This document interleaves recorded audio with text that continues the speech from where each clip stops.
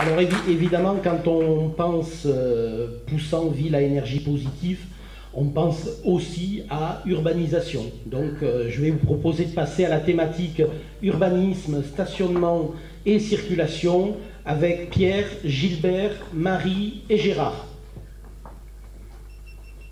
Alors comme sur toutes les thématiques, une petite vidéo de lancement. On reconnaît Pierre. Nous voilà sur le riverain. Nous avons des problèmes sur le riverain, tout le monde le sait, des problèmes de stationnement, de circulation, mais nous avons des solutions.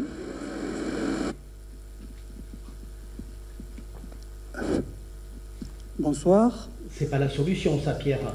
La solution, effectivement, on ne la sent pas ici. Au contraire, on se rend compte qu'il y a des solutions à trouver. Alors, écoutez, pour la fluidification de la circulation, ce qui se passe depuis quelques années, on y réfléchit avec notre association. On a fait des propositions qui n'ont pas souvent été retenues.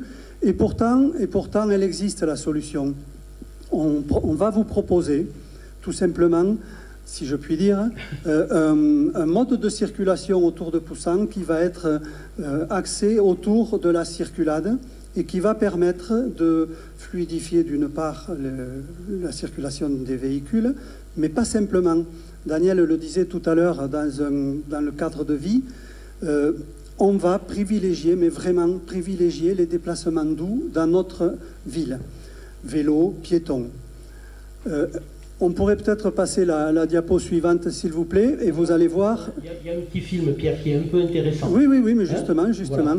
Un petit film qui montre, alors, des fois, les acrobaties qu'il faut réaliser pour laisser passer un autobus.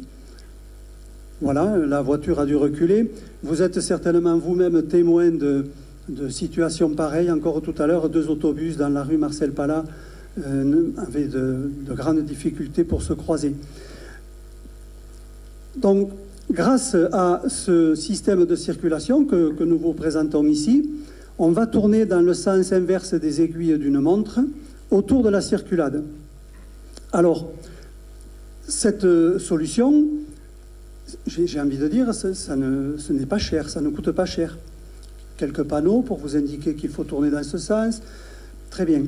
Par contre, ce qu'il faudra faire rapidement, monsieur le maire, oui, ce sera de recalibrer la rue Marcel Palat et mettre enfin, je dis enfin parce que beaucoup de pétitions ont été déposées en mairie mais n'ont jamais été entendues, mettre enfin la rue Marcel Palat en sens unique de circulation. Alors, pas simplement pour la mettre en sens unique de circulation pour les voitures, mais imaginez un petit peu, si vous habitez dans le coin, en tout cas vous y passez tous les jours en voiture, et vous vous rendez compte que les piétons courent un énorme danger. Alors je ne vous dis pas si c'est un papa ou une maman qui pousse une poussette avec un bébé à l'intérieur. Vraiment, la rue Marcel Palat, c'est l'enfer. Souvenez-vous, l'avenue de Bédarieux. L'avenue de Bédarieux, c'était exactement le même cas que la rue Marcel Palat. On roulait dans les 2 sens, les piétons dans le caniveau et les rétroviseurs, bien sûr, faisaient les frais de la circulation. Donc, je ne vais pas m'étaler davantage sur le système, mais vous comprenez bien qu'on va pouvoir dégager une voie spéciale pour les vélos qui voudront venir circuler et consommer autour de la circulade. Pierre, puisque tu parlais de l'avenue de Bédarieux, on sait qu'à l'époque, quand elle est passée à sens unique, il y a eu quelques grincements dedans, et puis finalement, maintenant, quelques années après, plus personne ne voudrait revenir à la situation d'avant, parce qu'on trouve que ce sens unique est très pratique, les trottoirs permettent une circulation aisée pour les piétons, les poussettes, donc je pense que, pareil sur la rue Marcel Palat, évidemment, il pourra y avoir quelques grincements dedans, mais je pense qu'à la longue, tout le monde s'apercevra de l'utilité de ce projet-là. Alors, exactement. Hein. Il ne faudra pas oublier non plus d'autres coins de Poussan, si je puis m'exprimer ici, d'autres rues de Poussan qui ont quand même été oubliées et où il faudra passer pour améliorer aussi la circulation et surtout la qualité de la voie. Oui, parce que la circulation, évidemment, on vous a parlé du centre et de la circulade, mais ça impactera tous les quartiers de Poussan. À un moment, il faudra bien que la circulation se fasse de la même façon et aussi aisée dans tous les quartiers de la commune. Bon, il faudra penser aussi à la signalétique, hein, qui est à revoir complètement, et aussi le stationnement. Alors, on a réfléchi sur des endroits de stationnement sur Poussan. On en a sélectionné une dizaine qui peuvent être, sur la durée de notre mandat, qui peuvent être mises en place pour faire des parkings de proximité et compenser les places qui ont été perdues justement pendant les travaux sur le riverain. Voilà. Alors, au-delà de ça, Pierre, sur le stationnement, faire aussi sur le riverain des vrais arrêts minutes, c'est-à-dire des arrêts minutes avec des petites bornes, feu vert quand j'arrive, j'ai 10 minutes, au bout de 10 minutes ça passe au feu rouge, et si je suis avec le feu rouge, je peux éventuellement me faire verbaliser par la police municipale. On en reparlera juste un petit peu après. Oh, super. Voilà. Est-ce qu'on peut passer à l'autre sujet? Oui. Alors l'autre sujet, c'était, sans aller trop vite s'il te plaît Lucas, voilà, la réhabilitation du cœur de ville. C'est quand même quelque chose d'important, c'est un axe majeur de notre programme. J'aimerais que Gérard, on a la chance d'avoir Gérard Murciano parmi nous, il se présentera s'il le veut bien. Il est modeste Gérard, hein, mais vous allez voir, je peux dire que tu as une pointure Gérard? On peut le dire comme ça? Ah, 43. Non, vous allez voir, Gérard il faut d'abord définir ce que c'est que l'urbanisme pour pouvoir en parler. Bonsoir à tous. Donc, l'urbanisme... Juste un peu plus loin de la... Voilà. L'urbanisme, c'est quoi en fait? C'est un schéma d'aménagement d'un territoire dans un but. Le but, c'est d'améliorer le cadre de vie.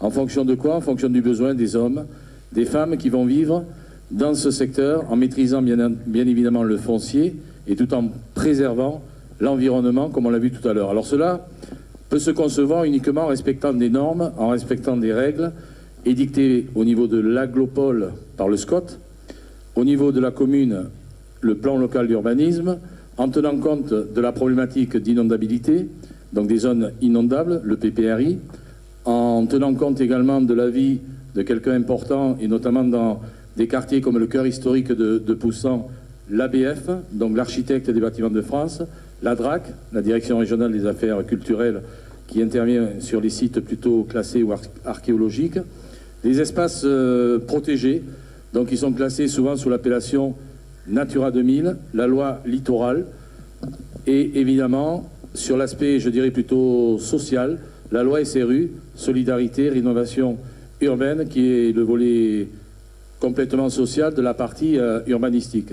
Voilà, donc l'urbanisme, en quelque sorte, c'est peut-être d'actualité, c'est un virus qui permet de mieux vivre au quotidien, tous ensemble, et en particulier dans une belle ville comme Poussan. Alors, j'ai demandé à Gérard de se présenter un petit peu plus. J'aimerais qu'il dise un petit mot sur son travail, Gérard. Donc moi, je suis un opérateur immobilier, donc le groupe Proméo, que certains connaissent, et puis je suis heureux de voir dans la salle des anciens représentants de notre belle maison. En fait, un opérateur immobilier qui réalise des promotions immobilières dans toute la France, avec un cabinet d'ingénierie et de maîtrise d'œuvre d'exécution. Et une des références que je pense vous connaissez, on a entendu parler dans les médias très récemment, c'est l'Arbre Blanc, que j'ai réalisé bien évidemment avec des équipes d'opérateurs et des équipes d'ingénierie, et 14 bureaux d'études sur cette opération, un architecte japonais, Su Fujimoto, avec 12 architectes qui ont travaillé sur le projet. On a été élu la semaine dernière le plus beau bâtiment résidentiel au monde. Voilà.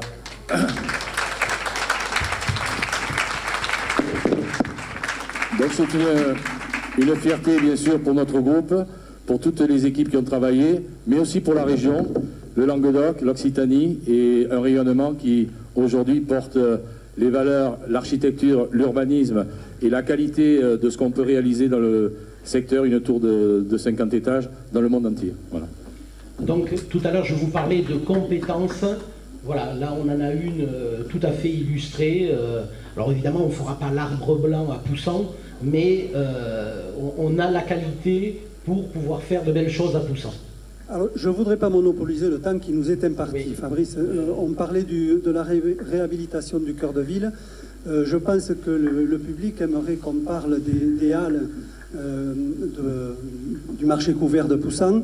Alors, je pense qu'il y a une autre... Oui, on en parlera tout à l'heure. On en parlera tout à l'heure. Mais un focus sur la réhabilitation des halles. Voilà, donc je vais, pas le squeezer, mais passer au sujet suivant, le projet immobilier de Sainte-Catherine.